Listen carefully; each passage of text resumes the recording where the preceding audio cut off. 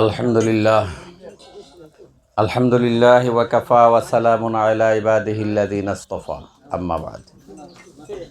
প্রিয় উপস্থিতি, আজকের ক্লাস শুরু হলো। আজকের আমার আলোচ্য বিষয় হলো আমরাজে মুজমেনা বা ক্রনিক ডিজিজ, পুরাতন রোগ।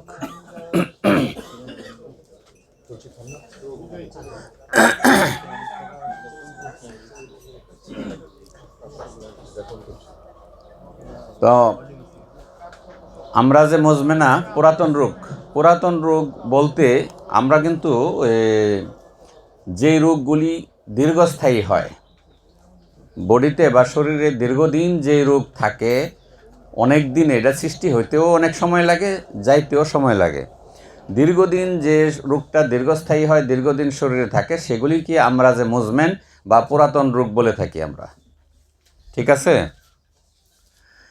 তবে আমরা বলবো না যে দুরারোগ্য, এই শব্দটা আমরা ব্যবহার করব না, কারণ এটা আমাদের ইমানের সাথে খেলাফ।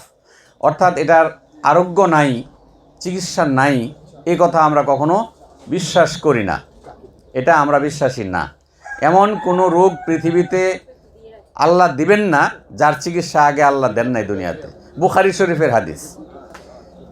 দুনিয়াতে এমন কোনো রোগ বালা মুসিবত আল্লাহ দিবেন না, সৃষ্টি করবেন না, যার সমাধান বা যার রিমেডি, যার চিকিৎসা আল্লাহ দেন নাই, এমন কোনো রোগ আল্লাহ দেবেন না। অতএব আমরা ওই যে একটা গল্প শুনছেন না, যে একটা লোক যদি করে, মানে দেখা যায় যে একটা কলসি, এই কলসির মধ্যে আপনি ছোট্ট একটা চেন ফেলে দেন, কলসিটা ভরা কলসি, একটা চেন ফেলান স্বর্ণের, এটাকে আপনার হাত দিয়ে উঠান, জিয়া ভাইকে বলেন, দেখবেন যে তার যে লম্বা চোরা হাত আছে মুহূর্তের মধ্যে উঠায় ফেলবে।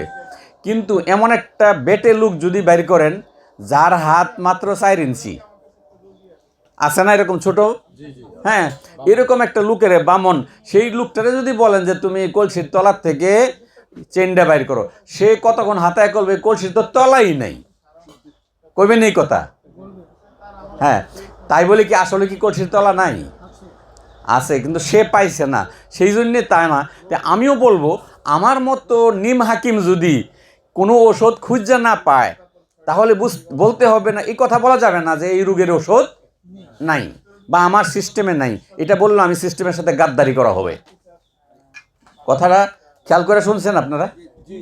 আচ্ছা, তাহলে বুঝতে হবে এটা আমার কমতি, আমি হয়তো খুঁজে পাই নাই, কিন্তু এই সিস্টেমে এইটার ওষুধ নাই বা চিকিৎসা নাই, এটা বলা যাবে না। ঠিক আছে? তাহলে আমরা এই বিশ্বাস নিয়ে আজকে বসলাম, যত ক্রনিক ডিজিজই হোক, যত পুরাতন রোগী হোক, যত জটিল রোগী হোক, সব কিছুর সমাধান এবং চিকিৎসা আমাদের ইউনানি শাস্ত্রে আছে। ইউনানি শাস্ত্র এত সমৃদ্ধ শাস্ত্র, ইনশাআল্লাহ। তাহলে আমরা এই বিশ্বাস নিয়ে বসলাম, ইনশাআল্লাহ আমার আলোচনায় আপনাদের বিশ্বাসকে প্রতিস্থাপন করব, ইনশাআল্লাহ।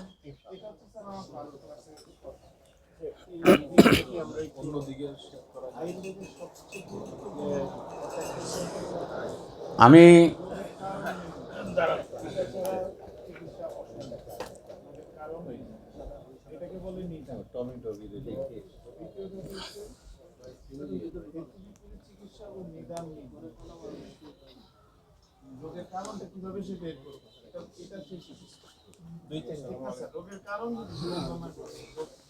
আচ্ছা আচ্ছা আমি আপনাদেরকে কিছু কৌশল বলছিলাম। এই আমরা কিন্তু হেকমত, এই যে হাকিম শব্দ বলি না, এটা হেকমত থেকে আসছে। হেকমত শব্দের বিভিন্ন ব্যাখ্যা, হেকমত শব্দের পারিভাষিক অর্থ কিন্তু চিকিৎসা বিজ্ঞান, কিন্তু কোরআনে যত জায়গায় হেকমতের কথা আসছে চিকিৎসা বিজ্ঞান বোঝানো হয়েছে।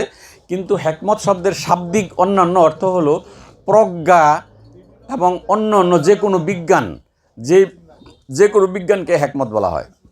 আর হেকমত আরবি ভাষাদের কৌশলের, মানে ভাষাবিদদের কাছে হেকমত শব্দটা কৌশলের সাথে আসে। কয়টা কি? কয়টা আমার হেকমত, একটা হেকমত খাটাইছি, মানে কি কৌশল খাটাইছি, তাহলে এটা কৌশলের অর্থ ব্যবহার হয়। তা আমি বলবো, ফেলুল হাকিম লা ইয়াখলু আনিল হিকমাত। শুনছেন এই কথাটা? শোনেন নাই? এটা হলো আল্লাহর সম্পর্কে বলা হয়েছে, আল্লাহর সম্পর্কে বলা হয়েছে ফেলুল হাকিম। আল্লাহ কিন্তু সত্যিকার হাকিম, আমরা কিন্তু বানোয়াটি হাকিম। আমরা যে হাকিম নাম দিছি, আমরা কি সত্যিকার হাকিম? না, কিন্তু আমরা হইলাম উপাধি দেওয়া বানোয়াটি হাকিম। কিন্তু সত্যিকার হাকিম কে? আল্লাহ। আল্লাহ নিজেকে হাকিম বলছেন, আল্লাহ নিজেকে হাকিম বলছেন, আর আমরা হাকিম লিখতে খুব অপমান বোধ করি। আল্লাহ বলতেছেন যে আল্লাহর সম্পর্কে বলা হচ্ছে ফেলুল হাকিম, ফেলুল হাকিম, হাকিমের কোনো কাজ লা ইয়াখলু আনিল হেকমা, হেকমতের বাহিরে নাই। আল্লাহর যত সৃষ্টি, আল্লাহর যত কাজ, প্রত্যেকটা কাজের পিছনে কি রয়েছে? বিজ্ঞান রয়েছে। প্রত্যেকটা কাজের পিছনে হেকমত রয়েছে। প্রত্যেকটা কাজের পিছনে বিভিন্ন রকমের কৌশল রয়েছে। এই কথাটাই প্রমাণ করা হচ্ছে, ঠিক আছে না? যে আসলে এটা আল্লাহর সম্পর্কে বলা হলো, এটা আমাদের হাকিমদের মধ্যে ভাষাবাদ, মানে ভাষাগতভাবে হাকিমদের মধ্যে পরস্পর বলা হয়। একজন হাকিম, আমি একজন হাকিম সাহেব মানুষ, আপনারা দেখছেন হঠাৎ করে যায় আমি ওই পানির মধ্যে এই পা ভিজাইতেছি, এখানে কইবেন যে কি ধরছে, ভূতে ধরছে, এর পানির মধ্যে গিয়ে পা ভিজানোর সময় বুঝতে হবে যে এই পানির মধ্যে এমন কিছু রয়েছে, আমি জানছি যে এখানে আমার পা ভিজাইলে আমার পায়ের স্কিন ডিজিজটা চলে যাবে। এই জন্যে বলা হয়েছে হাকিম সাহেবদেরকে এত তাড়াতাড়ি কোনো মন্তব্য করো না। ফেলুল হাকিম, অর্থাৎ ফেল মানে কাজ, কর্ম। হাকিমের এমন কোনো কর্ম নাই লা ইয়াখলু আনিল হেকমা, যা হেকমতের বাইরে। তাহলে একজন হাকিম উঠা বসা চলাফেরা সে যা করবে তার মধ্যে কিছু না কিছু হেকমত থাকবে। সেই জন্য তার প্রতিবাদ না করে এবং তার বিরুদ্ধে না যায়, বরঞ্চ তার জানার চেষ্টা করো, ঠিক আছে? আচ্ছা, যাই হোক, আমি এই কথাগুলি কিন্তু বলছি অপ্রাসঙ্গিক। আমাদের মিটিং শেষ হওয়ার পর আমরা আস্তে আস্তে প্রাসঙ্গিকের দিকে চলে যাচ্ছি। যেমন আমি আপনাদেরকে এই হেকমতের কিছু কৌশল বা কিছু কথা আপনাদেরকে বলছিলাম, একটু খেয়াল রাখবেন, এটা সারা জীবন কাজে লাগবে।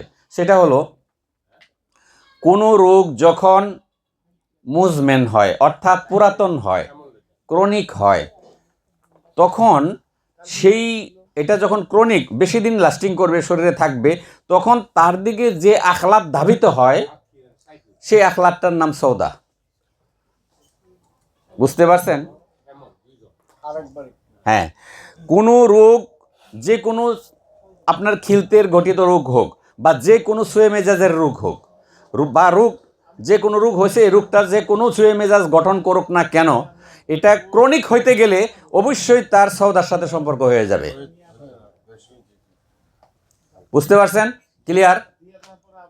আমরা কথাটা আরেকভাবে বলতে পারি উল্টাইয়া, একমাত্র সৌদাবি রোগগুলি ক্রনিক হয় এবং দুরারোগ্য হয়, জটিল হয়।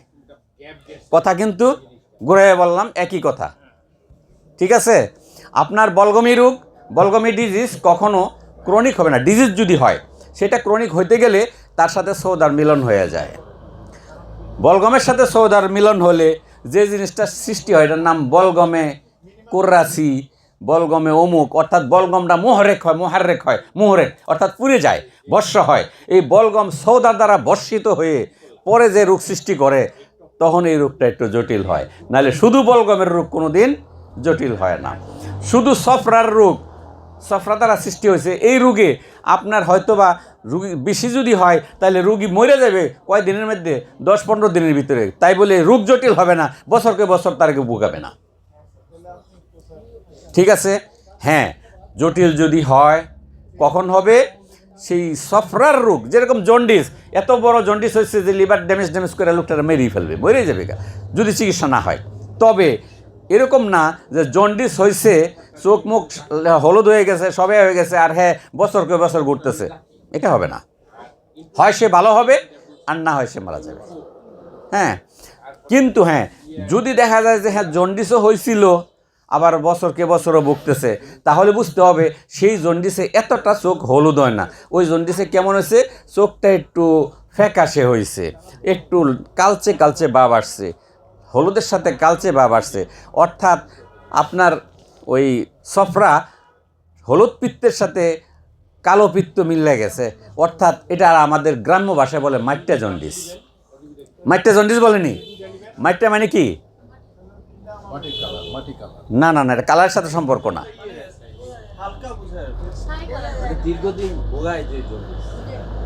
না, আপনারা একজন চিকিৎসক, আপনাদের কাছ থেকে আমি এই আশা করি না। মাইট্টা জন্ডিস, আপনার মাইট্টা কলিজা কাকে বলে? হ্যাঁ, প্লীহা